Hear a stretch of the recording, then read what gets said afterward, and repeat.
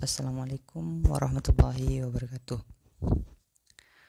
Baik, kami dari kelompok 18 yang beranggotakan 3 orang, yaitu ada Muhammad Faiz Alif dengan NIM 146, Muhammad Yoga Pratama dengan NIM 121, dan saya sendiri yaitu Misrofil dengan NIM 122. Nah, di kesempatan kali ini kami akan menjelaskan mengenai Islam di Indonesia pra-reformasi atau Orde Baru. Islam dan Orde Baru. Hubungan antara Islam dan Orde Baru mengalami turun naik seiring berjalannya waktu. Ketika awal Orde Baru berdiri, semua sambutan hangat diberikan oleh pihak politisi Muslim saat itu, dengan harapan pemerintah yang baru dapat merealisasikan cita-cita mereka untuk menerapkan hukum Islam sebagai salah satu konstitusi negara.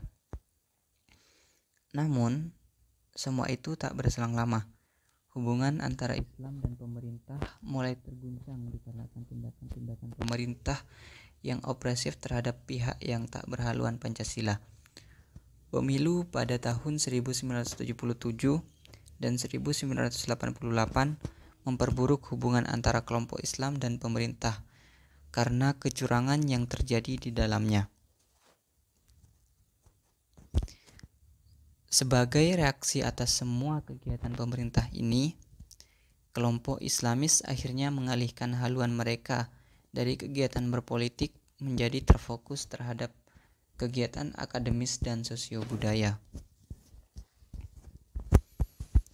Perpindahan haluan ini ternyata menghasilkan hasil yang lebih baik daripada sebelumnya. Kegiatan Islamis semakin membesar dan berhasil menarik simpati dari pemerintah. Hal ini ditunjukkan dengan perubahan gaya hidup Presiden Soeharto di dekade 1990-an yang menjadi lebih Islamis sebagai reaksi dari perkembangan ini.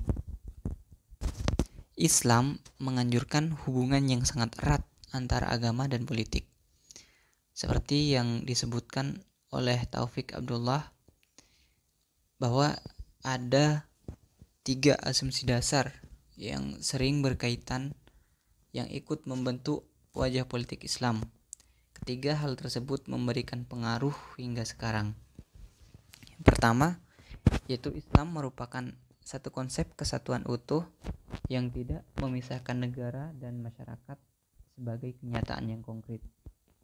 Kedua, pengalaman dan peranan historis Islam dalam proses pembentukan bangsa. Ketiga, kenyataan kuantitatif bahwa mayoritas rakyat Indonesia adalah pemeluk Islam. Ketiga asumsi ini dikemukakan oleh Taufik Abdullah menjadi patokan dalam menilai sepak terjang umat Islam di dalam pemerintahan. Depolitisasi umat Islam sudah terjadi sejak masa demokrasi terpimpin, ketika Masyumi menolak tegas ideologi Nasakom yang dicanangkan oleh Presiden Soekarno. Kalangan Islam seperti Masyumi berharap dapat peran kembali di bidang pemerintahan seperti zaman demokrasi liberal. Akan tetapi, perkiraan kalangan Islam itu ternyata jauh dari harapan. Soeharto tidak hanya menyingkirkan kepentingan PKI dari pemerintahan, tapi juga menyingkirkan umat Islam di pemerintahan yang dianggap pernah melanggar Undang-Undang Dasar 1945 dan melakukan penyimpangan terhadap Pancasila. Depolitisasi umat Islam masa Orde Baru makin meluas dibanding masa demokrasi terpimpin. Penilaian ini berdasarkan pada kebijakan politik Orde Baru yang lebih anti politik Islam dibanding masa demokrasi terpimpin. Orde Baru menerapkan kebijakan terhadap Islam yang hampir sama seperti yang pernah diterapkan oleh Belanda terhadap Islam. Orde Baru masih toleran terhadap partai-partai Islam yang dinilai moderat dan dapat bekerja sama dengan pemerintah seperti NU, PSII, dan PERTI. Akan tetapi, Orde Baru bersikap keras terhadap kekuatan Islam radikal atau yang biasa disebut ekstrem kanan. Kalangan Islam yang dikategorikan ekstrem kanan dianggap oleh pemerintah akan mengganggu stabilitas dan keamanan. Ada beberapa faktor yang melatar belakangi Orba, yaitu yang pertama faktor kepercayaan kelompok Islamis yang tinggi terhadap demokrasi. Yang kedua, Islam merupakan agama mayoritas bagi penduduk Indonesia sehingga memudahkan kelompok Islamis untuk mengambil kendali kehidupan berpolitik dan mewujudkan nilai-nilai Islam di setiap aspeknya.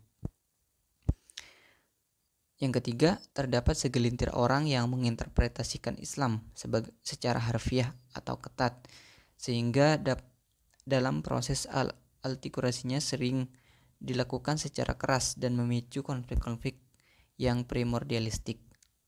Yang keempat, yaitu dui fungsi ABRI di pemerintahan yang membuat pihak Islam terlihat kurang elok di mata pejabat yang berasal dari kemiliteran karena trauma atas pemberontakan DITII Kahar Muzakkar dan Daud Barre, sehingga tak jarang kelompok Islamis sering dipandang sebagai golongan yang ekstrem kanan.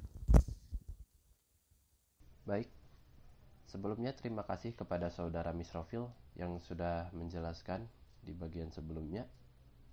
Assalamualaikum warahmatullahi wabarakatuh. Perkenalkan, nama saya Muhammad Faiza Alif dengan NIM 146. Di sini saya akan melanjutkan materi yang telah disampaikan di bagian sebelumnya, yakni tentang respon umat Islam. Respon umat Islam terhadap tindakan yang dilakukan oleh Orde Baru terbagi menjadi 3 pola. Yang pertama, pola apologi yang dibarengi dengan adaptasi terhadap modernisasi. Yang kedua, pola apologi namun melakukan penolakan terhadap modernisasi karena dianggap sebagai langkah sekularisasi dan westernisasi. Yang ketiga, pola kreatif dengan menempuh jalan dialog dan pendekatan secara akademis dan intelektualis dalam memecahkan masalah mengenai modernisasi. Pola pertama ini kebanyakan ditempuh oleh rakyat biasa pada saat itu, karena mereka tidak ingin berkompromi dengan pemerintahan Orde Baru yang terkenal dengan otoriternya. Pola kedua ini ditempuh oleh kebanyakan kaum santriwan saat itu dan juga aktivis-aktivis muslim yang memang aktif di era sebelumnya. Mereka mengenal Islam secara lebih jelas daripada rakyat biasa dan terpapar semangat pan-islamisme yang memang cukup terkenal di masa itu. Sehingga semangat islamisme mereka memandang bahwa modernisasi itu adalah hal atau jalan yang dilakukan oleh pemerintahan rezim Orde Baru untuk menghapuskan Islam di Indonesia. Pola ketiga sendiri merupakan pola yang muncul di akhir-akhir kekuasaan Orde Baru. Pola ini, sebagaimana namanya, ditempuh oleh para intelektualis dan juga para mahasiswa yang ingin membicarakan masalah keislaman dengan pemerintahan dengan tujuan mencari jalan tengah mengenai memecahkan masalah mengenai modernisasi yang terjadi di Indonesia. Materi selanjutnya yakni ada perkembangan di bidang politik. Perkembangan di bidang politik ini akan saya runtutkan menjadi beberapa peristiwa, yakni peristiwa pertama, runtuhnya Orde Lama dan berdirinya pemerintahan Orde Baru memberi harapan bagi kelompok Islamis untuk kembali eksis di pemerintahan dan menetapkan syariat Islam sebagai landasan bernegara. Hal ini bisa ditunjukkan dengan permintaan kaum muslim Indonesia yang saat itu ingin merehabilitasi Masyumi agar kembali berdiri setelah sebelumnya dilarang di masa pemerintahan Orde Lama, dan juga harapan mereka untuk mendirikan PDII atau Partai Demokrasi Islam Indonesia. Namun, pemerintahan Orde Baru mulai melarang dan mempersempit ruang gerak setiap organisasi politik yang tidak berlandaskan Pancasila sebagai dasar ideologinya. Hal ini bisa terlihat ketika Orde Baru melarang rehabilitasi Masyumi tersebut dan juga menolak permintaan rakyat Indonesia atau rakyat Muslim Indonesia untuk mendirikan Partai Demokrasi Islam Indonesia. Hal ini juga bisa terlihat ketika pemilu yang terjadi di tahun 1977 dan 1988, di mana terjadi kecurangan di dalamnya, dalam tanda kutip, bahwa partai-partai Muslim itu mendapatkan sedikit sekali dukungan, meskipun rakyat Muslim Indonesia adalah rakyat mayoritas untuk saat itu. Akhirnya, setelah semua hal yang terjadi, kelompok Islamis besar seperti Nahdlatul Ulama dan Muhammadiyah mulai mengalihkan pusat pergerakannya dari bidang politik menjadi berfokus terhadap bidang kebudayaan dan intelektual sebagai reaksi dari kebijakan-kebijakan rezim Orde Baru. Dan dari sinilah terbentuk ICMI atau Ikatan Cendekiawan Muslim Indonesia sebagai wadah bagi seluruh aspirasi dan pusat pergerakan bagi kaum muslim di Indonesia. Untuk materi selanjutnya akan saya serahkan kepada Saudara Yoga Pratama. Perkembangan di bidang pendidikan. A. Disejajarkan sistem pendidikan madrasah dengan sistem pendidikan format. B. Mata pelajaran keagamaan menjadi mata pelajaran wajib bagi tingkat sekolah dasar sampai perguruan tinggi. C. Pesantren mulai diperhatikan dan mendapat subsidi dari pemerintah. D. Pemberian izin bagi siswa beragama muslim untuk memakai rok panjang dan hijab di sekolah-sekolah negeri. Perkembangan di bidang sosial. 1. Pendirian bank muamalat dan bank-bank bersistem syariah sebagai simbol dukungan terhadap ekonomi syariah. 2. Diselesaikannya pembangunan Masjid Istiqlal pada tahun 1978 sebagai masjid nasional yang telah direncanakan dari era pemerintahan Orde Lama.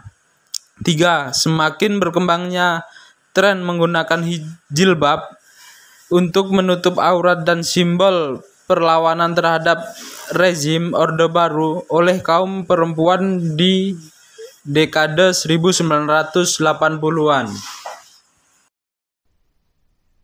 Alhamdulillah, akhirnya kita sampai di bagian terakhir materi ini, yakni di bagian kesimpulan dan penutup. Akhir kata, pelajaran apa sih yang bisa kita ambil dari hubungan antara Islam dan Orde Baru?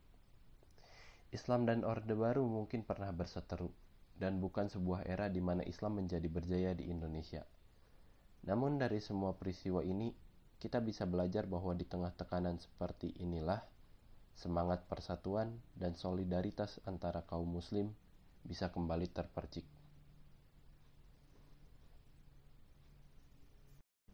Hal ini, sebagaimana yang dibicarakan oleh Lim Sisong dalam artikelnya Indonesia Muslim and the State, Accommodation or Revolt, beliau menyadari bahwa pergerakan Islam ini meskipun ditahan oleh Orde Baru, tapi efeknya itu masih bisa terasa, efeknya itu masih nyata, dan itu hidup di antara masyarakat. Dan sebuah kesalahan dari pemerintahan Orde Baru yang telat menyadarinya. Era ini juga mengajarkan kepada kita bahwa tindakan perlawanan atas kezaliman tidak harus melulu mengenai kekerasan dan heroisme di medan pertempuran. Sebuah perlawanan juga harus bisa diterima oleh rakyat secara luas dan itulah keadaan yang terjadi di era tersebut. Pemerintahan Orde Baru mungkin bisa memadamkan pergerakan kaum muslim di medan perpolitikan.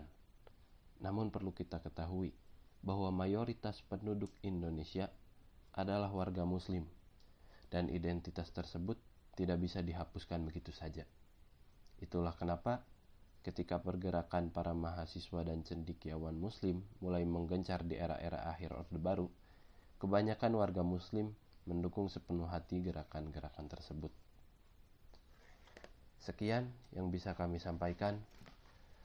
Apabila ada kekurangan dan kelebihan, kami sampaikan mohon maaf sebesar-besarnya. Apabila ada materi yang benar, itu datang dari Allah Subhanahu wa Ta'ala, dan apabila ada materi yang salah, itu semata-mata karena kesalahan kami semua. Sekian yang bisa kami sampaikan. Terima kasih. Wassalamualaikum warahmatullahi wabarakatuh.